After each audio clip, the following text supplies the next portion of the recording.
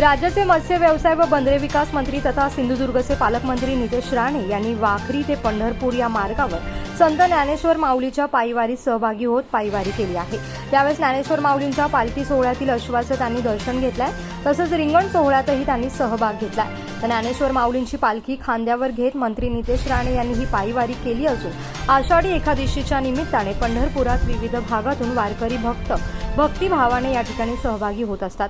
पांडुरंगाच्या दर्शनाची आस लागलेले हे भक्तगण वारीच्या माध्यमातून आपल्या लाडक्या विठुरायाचं दर्शन घेत पांडुरंग चरणी लीन होतात आणि अशा या भक्तिमय वातावरणात या पायीवारी दिंडीत मंत्री नितेश राणे हे सहभागी झाल्याने वारकऱ्यांमध्ये आनंद आणि उत्साहाचं वातावरण निर्माण झालंय।